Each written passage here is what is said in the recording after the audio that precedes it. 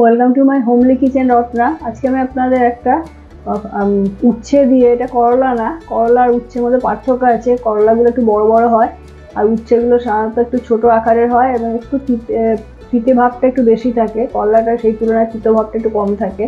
তো আমি উচ্ছে দিয়ে এই গরমের মধ্যে, এখন গরম পড়ছে, এই উচ্ছে দিয়ে একটা তেঁতোর ঝোল দেখাবো, যেটা এই গরমকালে শরীরের পক্ষে খুবই উপকারী এবং খেতেও খুবই ভালো লাগে। তার জন্য আমাকে কী কী নিতে হবে সেগুলো আমি দেখাচ্ছি। এখানে আমি 200 গ্রাম মতো সজনের ডাঁটা ভালো করে আঁশ ছাড়িয়ে ধুয়ে রেখেছি। এগুলো কচি কচি, চেষ্টা করবেন কচি ডাঁটাই নিতে। 3টে মতো এই যে উচ্ছে কেটে রেখেছি। একটা বেগুন ছোটো ছোটো টুকরো করে কেটে ধুয়ে রেখেছি। আর অল্প একটু কুমড়ো কেটে ধুয়ে রেখেছি। এর সঙ্গে আপনারা বড়িও দিতে পারেন, আলুও দিতে পারেন, আমি এগুলো দিইনি। আর ফোড়নের জন্য রেখেছি 5 ফোড়ন, স্বাদ মতো লবণ, অল্প একটু হলুদ, অল্প একটু চিনি আর একটা কাঁচা লঙ্কা, এটা ঝাল হবে না, আর একটু আদা একটু ক্রাশ করা আছে। এবার আমি আপনাদের করে দেখাচ্ছি। এটা সাদা তেলেই করতে হবে, তেলটা আমার গরম কড়াই আছে। এর মধ্যে আমি আগে ফোড়নটা দিয়ে দেবো, 5 ফোড়নটা।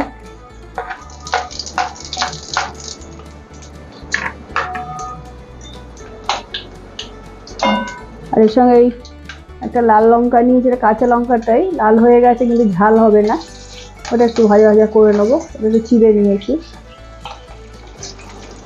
এবার এর মধ্যে প্রথমে আমি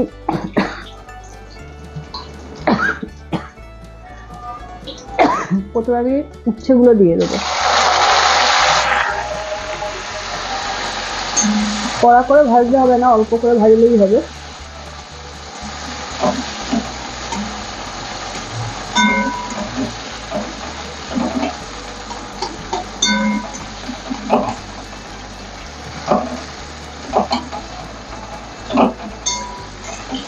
ভাজা ভাজা করে নিতে হবে।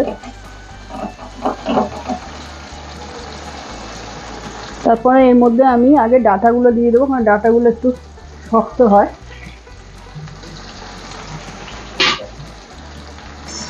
একই সঙ্গে আমি এর সঙ্গে নাড়িয়ে নেব।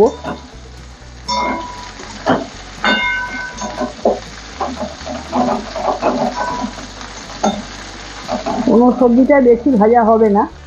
তারপর আমি একে একে এই বেগুনটাও দিয়ে দেবো।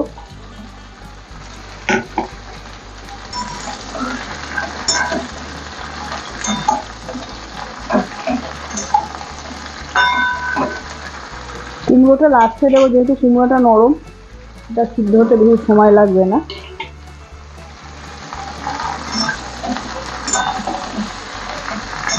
সবগুলোই একসঙ্গে তেলের মধ্যে নাড়িয়ে নিতে হবে। এটা যাতে কমে যায়, জলটা যাতে বেরিয়ে যায়, তার জন্য আমি লবণটা দিয়ে দেবো আগে।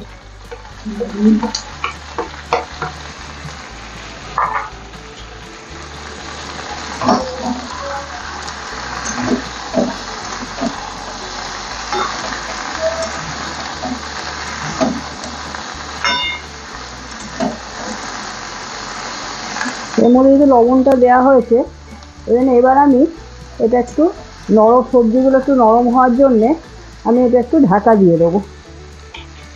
ঢাকা দিয়ে 5 মিনিট পরে আপনাদের দেখাচ্ছি। ঢাকা দিলে এটা সবজিটা নরম হয়ে যাবে। এবার আমি ঢাকাটা খুলে নিচ্ছি। সবজিগুলো সবই ভাজা হয়ে গেছে, দেখুন সবজিগুলো সবই ভাজা হয়ে গেছে। কোনো সবজি কড়া করে ভাজতে হবে না। এবার আমি এর মধ্যে হলুদটা দিয়ে দেবো। হলুদের পরিমাণটা একটু কমই রাখতে হবে, একটু সাদা সাদাই হবে।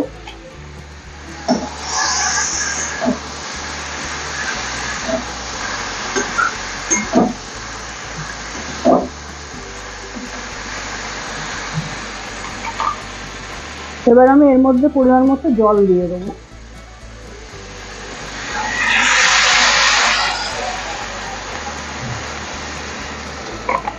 সবজিগুলো সিদ্ধ হওয়ার মতো জল দিতে হবে।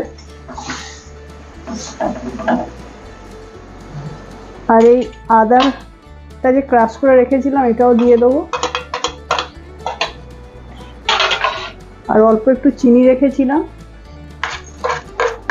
এটা চাইলে আপনারা নাও দিতে পারেন, কিন্তু এটা নিরামিষ সবজি, একটু চিনি দিলে টেস্টটা ভালো হয়।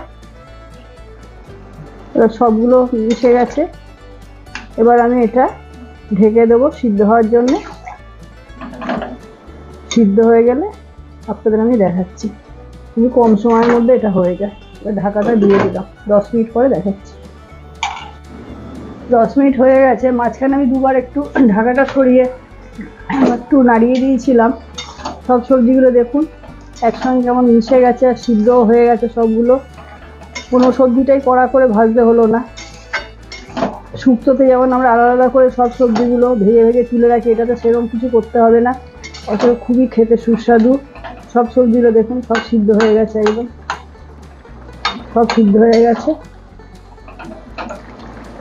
এবার একটু নামানোর আগে আমি একটু ময়দা গুলে রেখেছিলাম, ময়দা বা কর্নফ্লেক্স কিছু একটা গুলে আপনারা এর মধ্যে একটু দিয়ে দিতে হবে।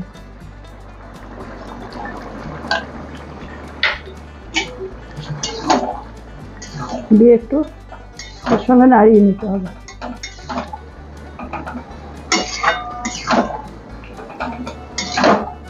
রান্নাটা কিন্তু আমার কমপ্লিট হয়ে গেছে। দেখুন তেঁতোর ঝোল এই গরমকালে খেতে খুবই ভালো লাগে। গরমকালে এমনি মাছ মাংস কিছুই খেতে ইচ্ছে করে না, এই তেঁতো টক এগুলো খেতেই ভালো লাগে। এটা সম্পূর্ণ রান্নাটা আমার কমপ্লিট হয়ে গেছে। এবার আমি এটা গ্যাসটা বন্ধ করে দিলাম, দিয়ে ঢাকাটা দিয়ে দিলাম।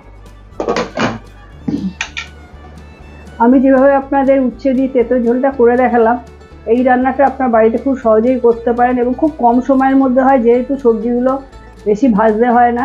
শুক্তোতে যেমন সব সবজিগুলো আলাদা করে ভেজে ভেজে তুলে রাখতে হয়, যেন একটু সময় লেগে যায়। যদি আপনাদের এই রান্নাটা ভালো লাগে তাহলে অবশ্যই আপনারা ইউটিউব চ্যানেলে হোমলি কিচেন রত্না এই চ্যানেলটা অবশ্যই সাবস্ক্রাইব করবেন, লাইক করবেন, শেয়ার করবেন, অবশ্যই কমেন্টও করবেন। ধন্যবাদ।